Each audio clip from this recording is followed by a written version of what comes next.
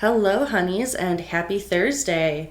I hope you're all having a wonderful December so far. Hopefully, you're not too deep in those seasonal blues and prepared for the holidays, which are either here already or upcoming. Today, we are going to continue with our Myths of Art History series. We're going to move on to the second one, the myth of the starving artist. We will be talking about how this legend came to be, what it looks like in the present, and how we can successfully debunk this one. So, as always, we're going to start with our sources, but I am excited to dive into this one with you guys and hope that we can make it kind of fun here by going through not only some of the societal means of perpetuating these myths, but also by covering some surprising examples of artists who perpetuate this myth. Especially with so many individual artist examples, we've got quite an extensive source list this week, so bear with me here. I'll go as quickly as I can. The Abundant Artist post 12 Things All Starving Artists Believe from December of 2009. Celine DaCosta's The Truth About Starving Artists and How You Can Avoid This Trap from Forbes magazine in September 2020. Jeff Goins's The Myth of the Starving Artist and Other Misconceptions About Creativity from Medium magazine in May 2017. Miranda M. Miles Jackson's Overcoming the Myth of the Contemporary Starving Artist, an exploration into the fusion and viability of a 21st century career in art and design, which was a master's thesis completed in December of 2020. Allison Keene's 10 Cultural Giants Who Died Coinless from Mental Floss in June of 2011. Hannah Lewis's Romanticizing the Starving Artist from Medium magazine in March of 2017. Rembrandt's page in the National Gallery, copyrighted 2023, and Rembrandt's page in Encyclopedia Britannica, updated in December of 2023. Alan Writing's When Anguish Among Artists Became Both Respected and Expected from the New York Times in July of 2006, and Cole Salau's Destroying the Myth of the Starving Artist in tkcpublishing.com 2022. Oh, and I also used the Wikipedia page on starving artists a little bit for general context. In order to give you the best possible mental image of exactly what a starving artist is and what that stereotype looks like in the arts and beyond, I'm going to paint you a little mental picture, all puns intended. Wikipedia and Salau alike both agree that, quote, a starving artist is an artist who sacrifices material well-being in order to focus on their artwork. They typically live on minimum expenses, either for a lack of business or because all their disposable income goes towards art projects, aka a character that exemplifies an artist who pursues their passion regardless of consequences, like to the point of financial instability. Over time, this has become a widely popular stereotype and even at times a sort of standard for perceived dedication to one's craft. In order to make that picture as clear as possible, I thought it'd be great to have a meta moment and incorporate from that Abundant Artist blog the commonly observed traits and or mindsets of starving artists, aka the internal myths of a starving artist. First, that suffering makes one a better artist. Next, that money is evil / a tool / a disease / etc. 3, a lack of defensiveness against selling out.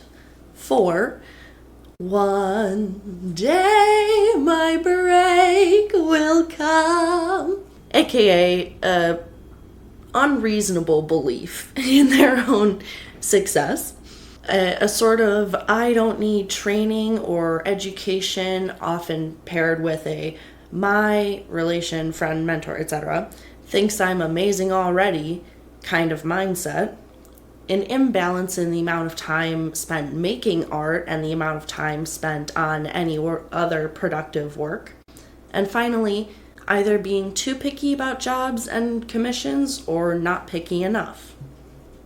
Of course, we want to be fair, and so we can argue that the starving artist status is less of a choice and more of a result of chance and just the general conditions of a career in the arts.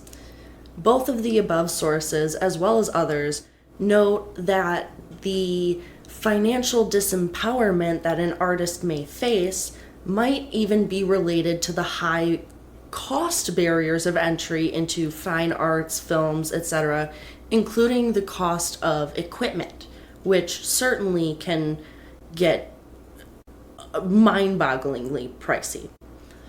First Art Gallery especially notes, quote, "Artistic success very rarely comes easily, and the number of artistic prodigies who achieved immediate success is greatly exceeded by the number of artists who struggled for years and years before earning any recognition for their talents," end quote. Lewis does a nice job of summarizing the myth as, quote, "a widespread belief that people who decide to pursue art as a career are doomed to be impoverished and unsuccessful," end quote. Which is true, that is a belief. However, it's not necessarily grounded in reality, as we will talk about later. Writing especially points to the myth's origins and strongest influences coming from the bohemian and romantic eras. So with the romantic movement came this shift in artists' own ideas of their purpose, what their status and norms of being artists ought to be. So the figure of the starving artist really embodies this transition from the artist's desires to have academic status, social respectability, to their desires for self-knowledge, their anti-socialism, their emphasis on being one with nature. And this included an emphasis on self-pleasure rather than on inspiring joy in the public. It often generally came with an attitude of rebellion against institutions, and artists of this sort insisted on their uniqueness. They often formed cliques and, according to writing, quote, "savored their own melancholy," end quote. As Goins puts it, the main idea of these artists was basically to, quote, "make art for art's sake," end quote, not just for money. Hence their title, Starving Artists. So this type of artist figure then becomes a sort of pop culture figure which evolves into the myth we know today. And that pop culture figure was often a tragic Dickensian sort, especially popular in the late 18th through the early 19th centuries in romantic paintings and literature.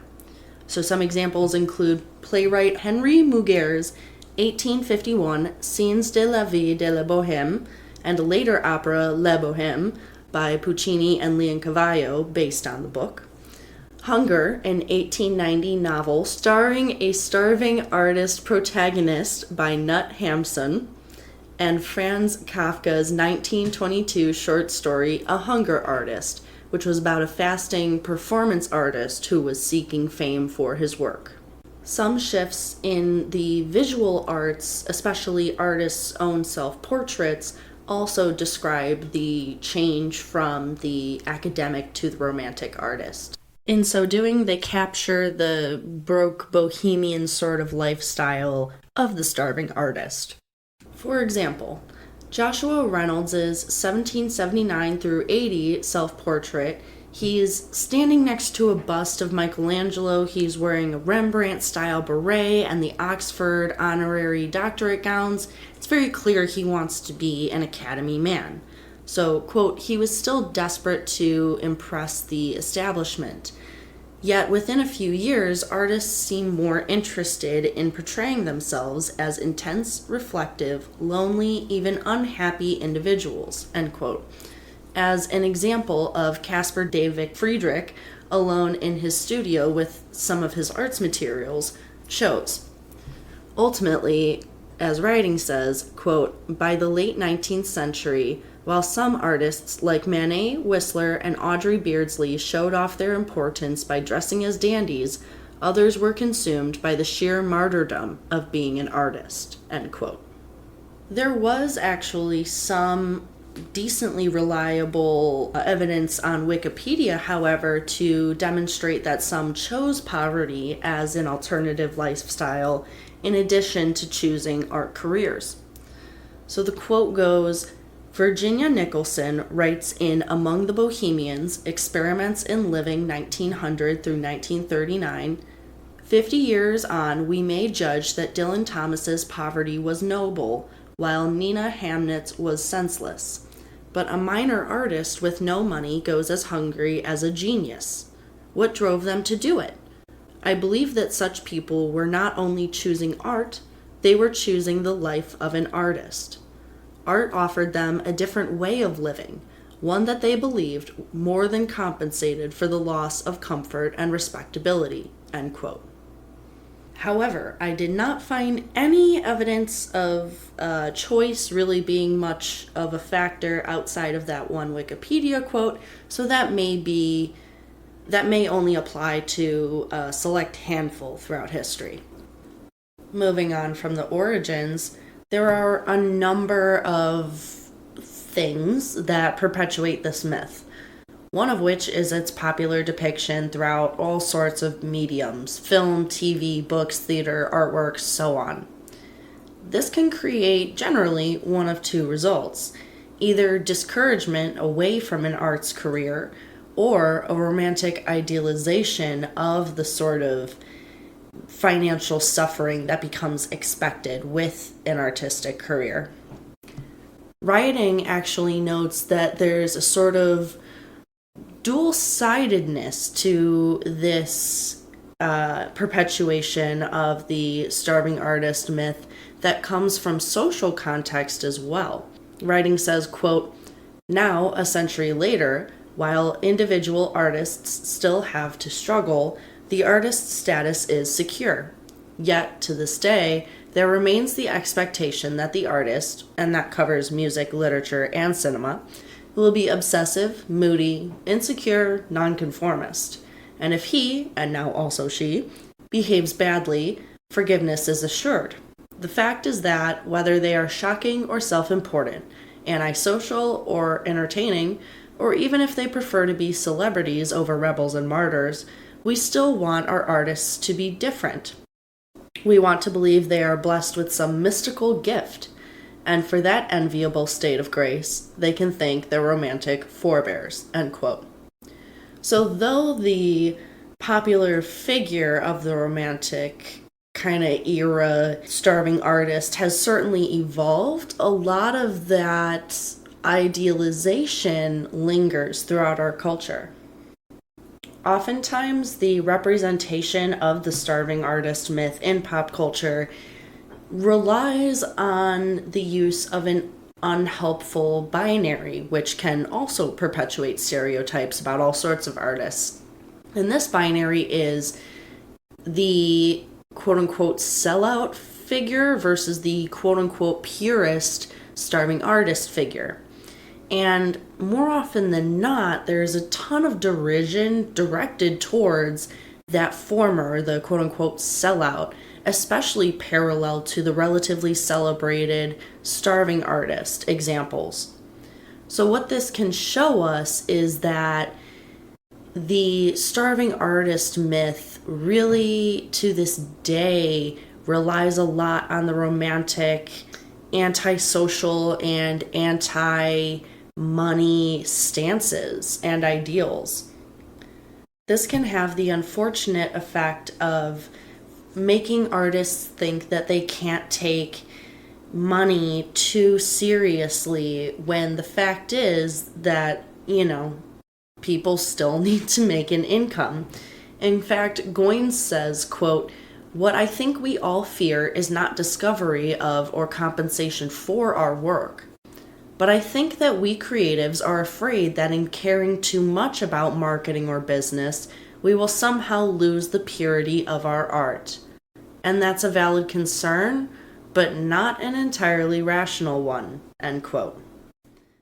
Another big perpetuator of the starving artist myth is the financial realities or perceptions about financial realities of working in the arts.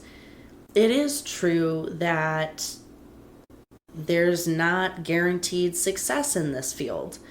As one arts management director once famously said, you can't necessarily play a symphony faster or paint any faster, yet the costs of putting on such shows necessarily rise over time. So there is, to some degree, a misconception of the profitability and or poorness of various arts organizations because it can be very hard to keep up with inflation and that sort of thing in the cost of their programming. But that doesn't necessarily mean that they are in dire straits, every one of them, at all times. In all fairness, however, there really is a ton of inherent instability in the arts field because arts sales, whether that be in terms of tickets, paintings, however, depend on such a wide number of factors. For example, the stability of financial markets, the personal interests and tastes of individual customers, the availability of non-governmental or even governmental funding for various endeavors, and so on and so forth.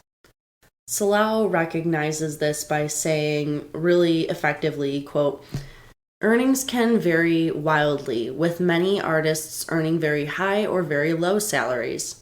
You might find yourself earning a lot one month, but seeing no work the next.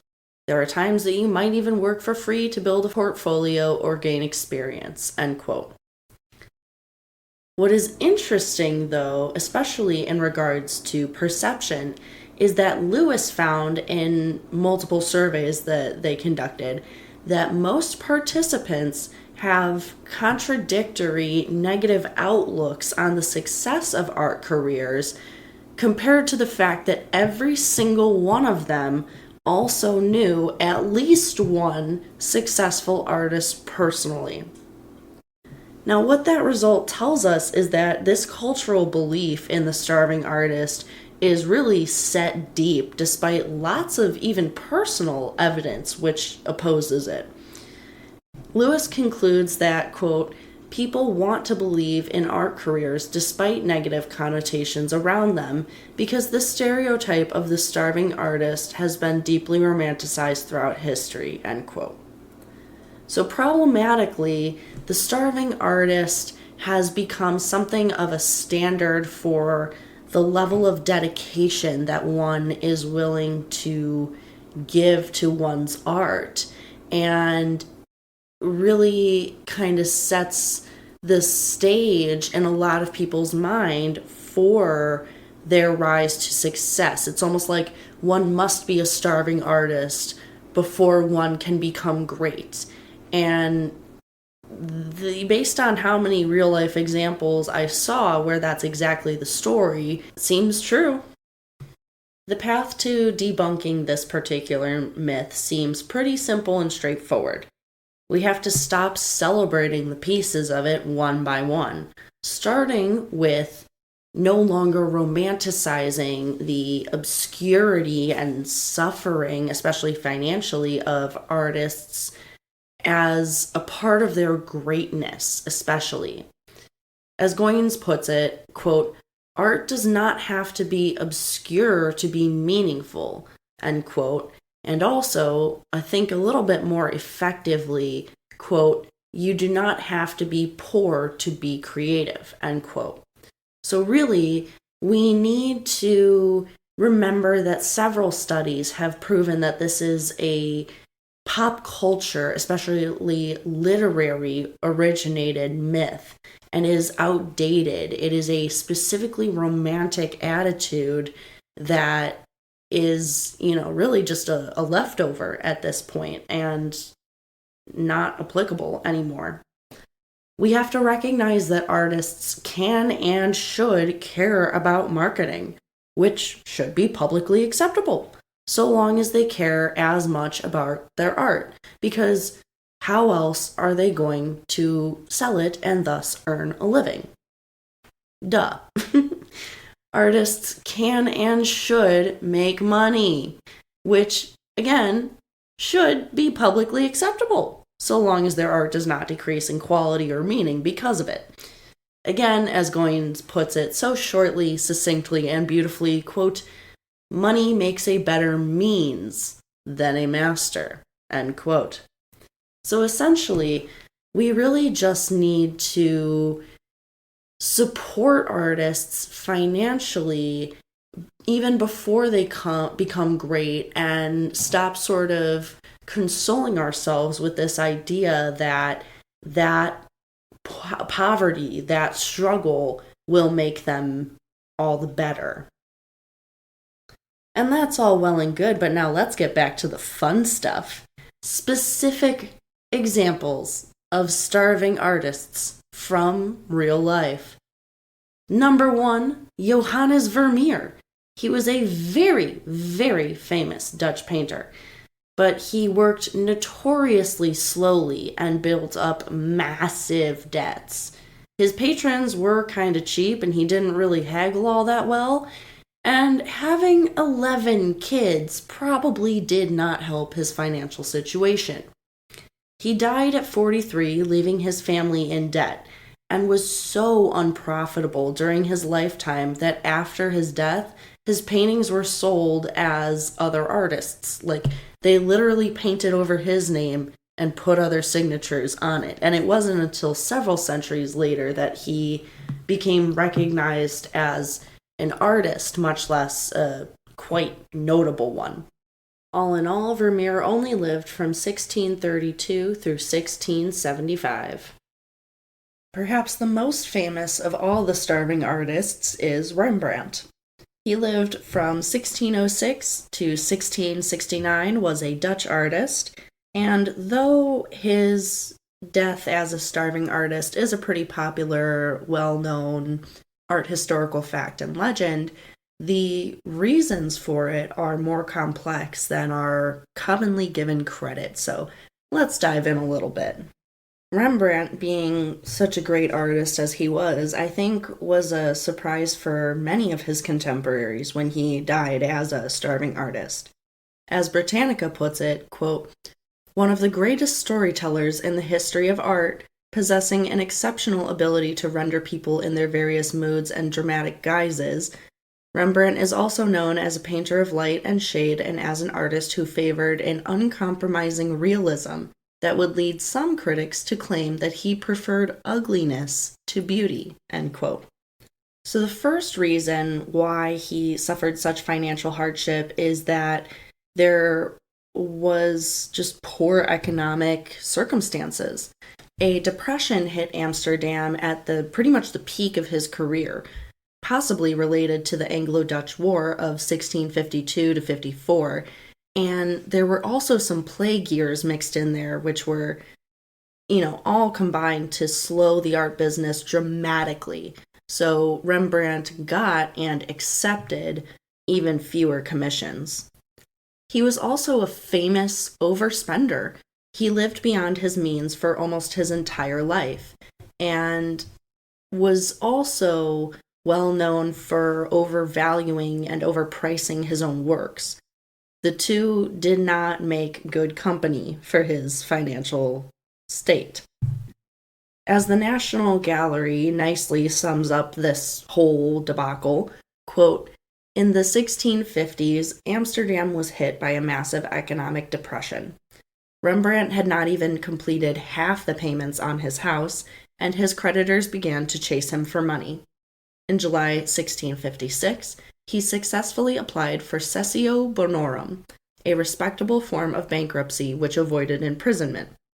All his goods, including an impressive collection of paintings, were sold off for a pittance." End quote. Britannica also puts forth the argument that he was going through an artistic crisis, and that explained a dramatic decrease in his output. They believe that it's because he maxed out the possibilities of his style and sort of oversaturated the market with his own work. And to some degree, this is supported by the greater amount of variety in his works from his later years. However, the more truthful outlook on this story is that his style might have fallen out of favor in Holland by the end of his life, but his international reputation only continued to rise.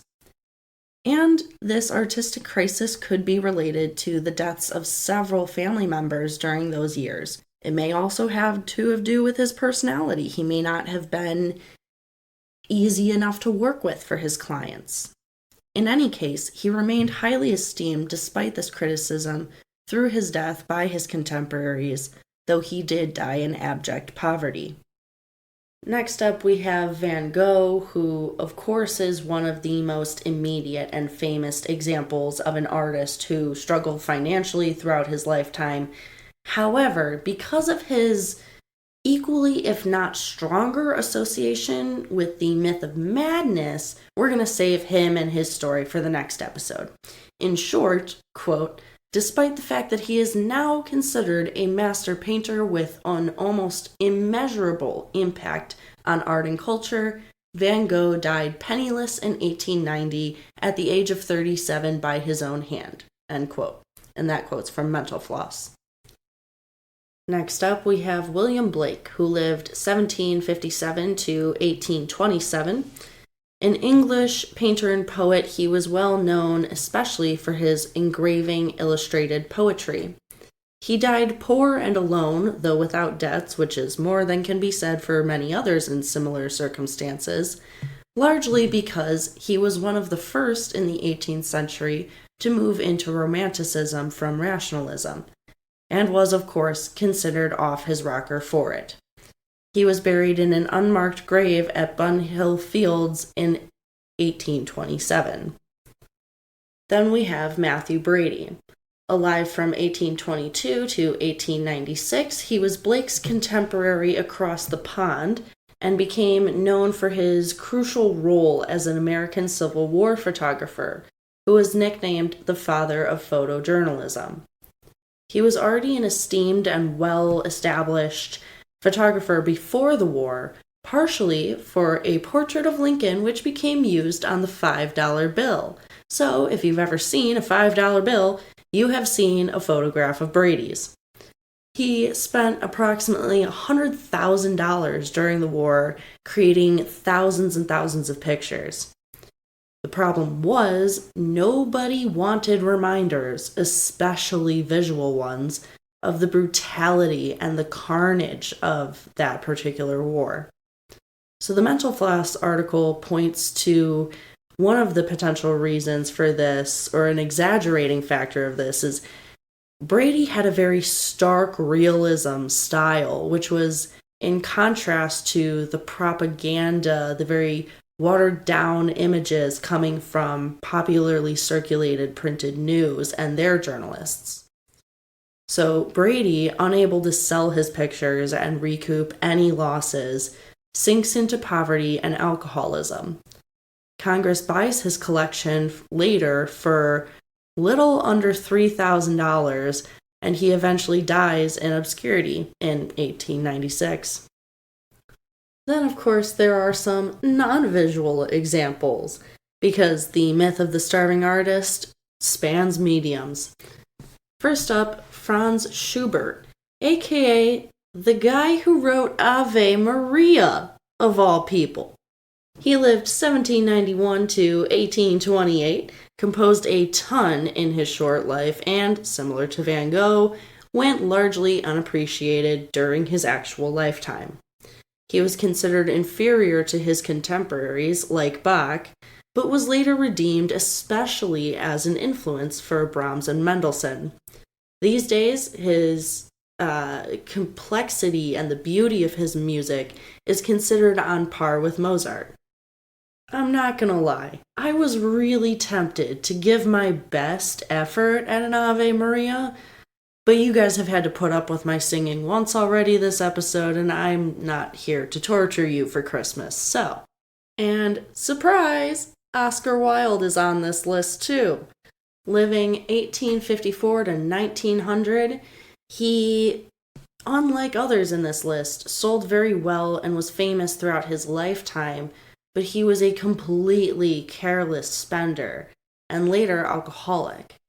His own deathbed joke, supposedly, was one about living life as he died, beyond his means.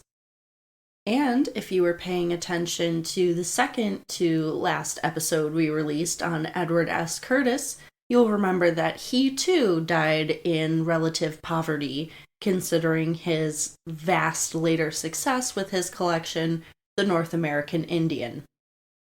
Now, of course, with that many, 8 examples that I could find in the historical record of starving artists, it's pretty clear that, there are definitely some who struggle.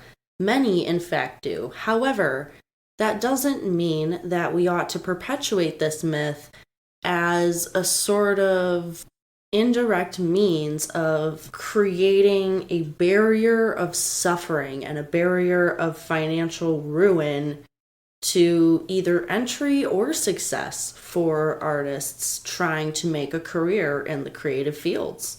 Like many other things in society, just because that's the way that things have often been in history does not mean that that's the way they have to continue to be.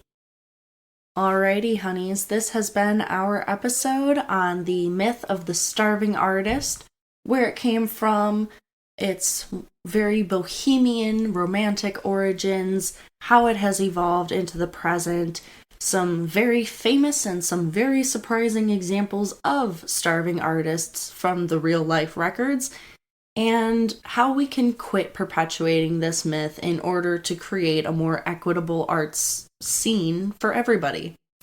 I hope you have wonderful holidays. Stay safe, stay warm. If you are traveling, please do so carefully, and I will talk to you all next week. Stay well, honeys. This podcast was created, produced, written, hosted, edited, and fact-checked by master's graduate Celia Bugnow. Our upcoming music will be courtesy of Kelsey Weber. Don't forget to like, share, and subscribe on all of your favorite streaming platforms as well as your social media.